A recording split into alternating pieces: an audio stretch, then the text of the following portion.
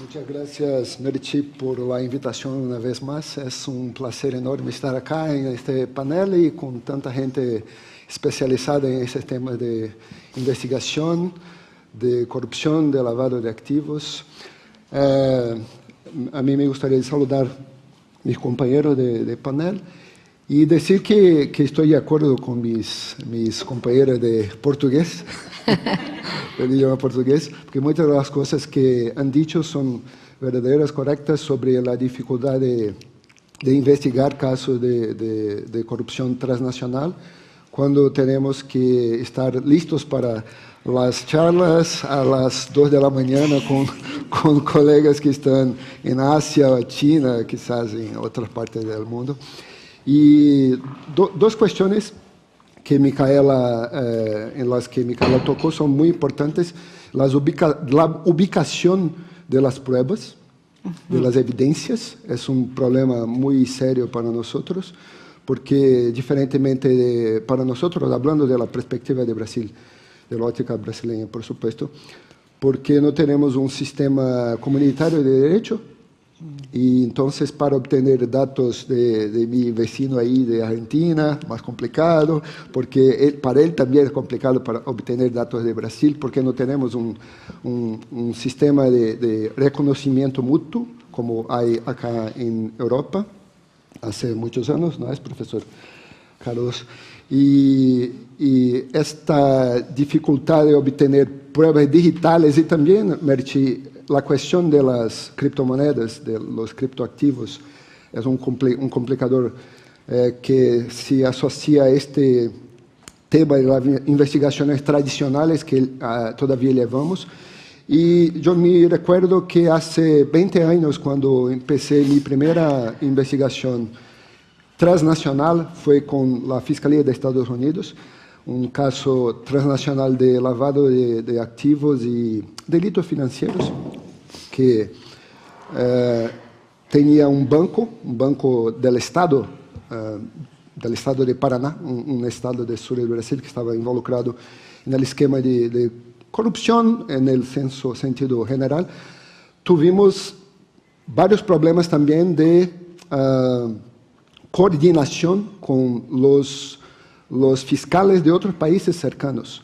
Era más fácil hablar con los fiscales de Estados Unidos que con los fiscales de países vecinos de Brasil para obtener informaciones. Y a mí me parece que esa también es la experiencia de otros países sudamericanos con nosotros. Por ejemplo, con Venezuela, en otro caso, años después, el caso Lava Jato, no era posible obtener informaciones de Venezuela, mismo con nuestros sistemas de reunión de fiscales bajo el modelo de la Asociación Iberoamericana de Ministerios Públicos, que es una asociación muy antigua de los años 50, que fue recreada por España hace unos 30 años, gracias a los esfuerzos de España para que volviéramos a cooperar con más intensidad entre los países de la península ibérica y los países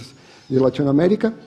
Mismo así, era muy difícil porque tenemos los problemas de la tardanza en las respuestas y a veces no hay respuesta para nuestras solicitudes. Entonces, hay acá un tema que es muy interesante, el título del panel, que es ¿por qué litigar en jurisdicciones diversas?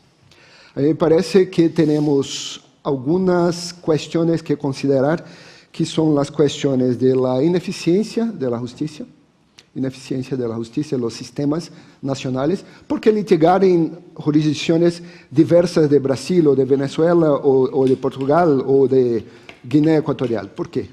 Porque a veces nuestros sistemas nacionales no funcionan como deberían funcionar. Tardan mucho, hay una lentitud muy grave de la fiscalía, de la policía, de los jueces, de los tribunales también. Y un segundo punto es la falta de independencia, a veces, de los fiscales y los jueces. Si juntamos las dos cosas, no hay esperanza que podamos utilizar los sistemas nacionales para enfrentar para la lucha contra la corrupción. Aquí tenemos un fiscal que tuvo la experiencia de trabajar en Guatemala justo por eso, porque el sistema nacional de Guatemala en aquel momento no tenía condiciones de llevar adelante todos los casos graves de impunidad que había ahí. Y hablando ahora de la perspectiva de Brasil, a mí me parece que Brasil hace unos años tenía condiciones de hacerlo, ahora no tiene más por los cambios que sufrimos en nuestro marco regulatorio de anticorrupción. Hay una ley muy importante de los años 90 en Brasil, que es la ley de improbidad administrativa, que fue reformada o deformada hace 2 años. No hubo una reforma de nuestra ley, ella ha sido cambiada completamente y ahora no funciona como antes. Y también tenemos cuestiones de la independencia de nuestro Ministerio Público y de la rama judicial, que son muy preocupantes y que nos ponen al frente de cuestiones que también me parece que son importantes y problemas que son vistos en muchas regiones del mundo, como la corrupción judicial. La corrupción judicial involucrando también los fiscales, también los órganos de la policía, los órganos de control, como las Cortes de Cuentas, todo el sistema de control y de impartición de justicia. Prevaricación judicial, por supuesto, y falta de democracia. Me parece que muchos de esos problemas están presentes en Venezuela ahora. Y como ayer escuchamos Jan hablando de eso, llamando las cosas como son, con su nombre, el problema de la democracia es una cuestión que está también presente cuando pensamos en litigios en diversas jurisdicciones. Y ahí entonces aparecen unas cuestiones adicionales que son las cuestiones de la doble incriminación. Podemos pensar en doble incriminación y ya recordando lo que decía mi colega Olga sobre corrupción, por ejemplo, corrupción activa, cohecho activo.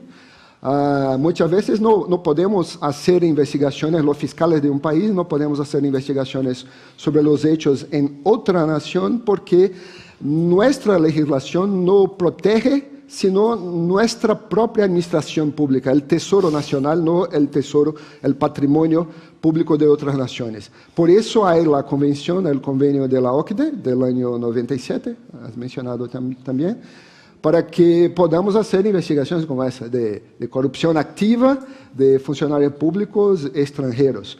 Pero cuando tenemos una carpeta con informaciones sobre corrupción pasiva o cohecho pasivo, en Brasil, por ejemplo, no podemos investigar funcionarios venezolanos que hayan solicitado soborno para un contrato, firmar un contrato, por ejemplo.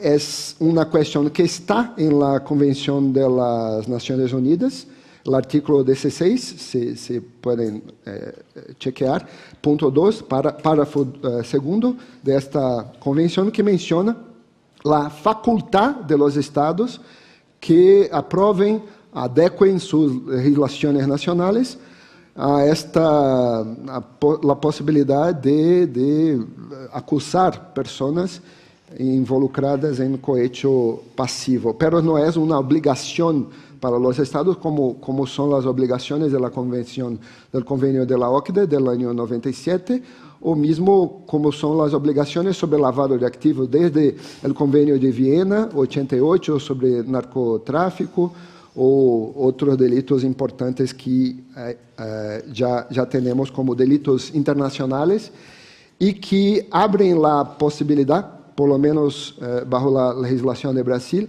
para la aplicación del principio de la jurisdicción universal. sobre la cuestión de la extraterritorialidad de la ley penal de un país. Y nuestra ley, la ley brasileña, bajo nuestra ley está permitido que los fiscales empecen investigaciones sobre eso, pero no hay una obligación de los fiscales de Brasil para hacerlo. Entonces hay cuestiones económicas, hay cuestiones políticas, a veces hay cuestiones del interés de las víctimas no saben que se puede iniciar una investigación de ese tipo.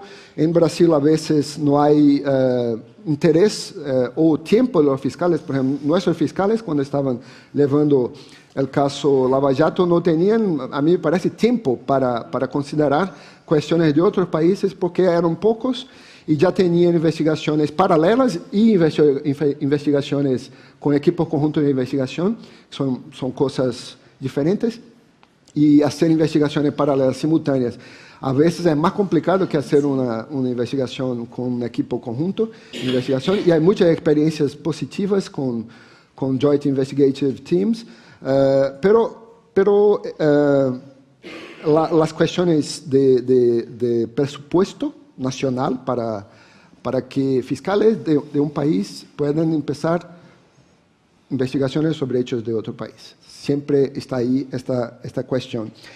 Y también una otra cuestión que mencionó Olga sobre el bien jurídico protegido.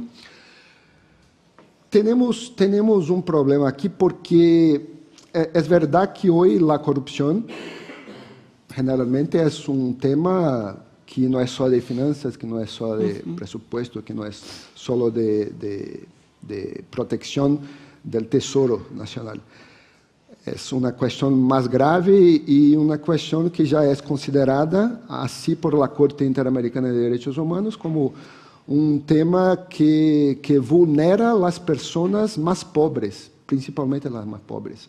Entonces hay víctimas. Estoy de acuerdo con su afirmación de que hay realmente víctimas en la corrupción, pero en la ley penal de Brasil, por ejemplo, no. La víctima es el gobierno. Entonces tenemos que cambiar esta visión a partir del tema del bien jurídico para que consideremos, como ayer alguien mencionó ayer, el tema de los derechos económicos, sociales, culturales y también los derechos ambientales, como impactados por el tema de la corrupción, los derechos DESCA, ¿verdad? Y son derechos que cada vez más importantes, incluso en Latinoamérica, que ahora tenemos el acuerdo de Escazú, de Costa Rica, que permite que haya una participación más importante de las víctimas y de las personas que son impactadas por las cuestiones ambientales. Entonces, es una idea que puede ser desarrollada para que también en otros temas de corrupción, podamos seguir avanzando. Y para terminar, hay otras cuestiones que son relevantes acá cuando pensamos en esta persecución transnacional, los temas de bis in idem, de double jeopardy, de doble persecución penal. Países que tienen un sistema más cerrado como Brasil está más cerrado que Portugal en este tema de ejecutoriedad de sentencias penales. No aceptábamos hasta 2017, no aceptábamos eso, y problema grave, incluso cuando pensamos en la cuestión del bis in idem, perdón, y ya termino, cuando tenemos también solicitudes de extradición de brasileños involucrados en corrupción o lavado, o terrorismo. En otros países no está permitido que extraditemos nuestros ciudadanos. Y no hay una cláusula como Portugal tiene de personas que estén involucradas en terrorismo o crimen organizado. Para nosotros, nada. Entonces, son obstáculos muy importantes que tenemos que considerar. Muchas gracias.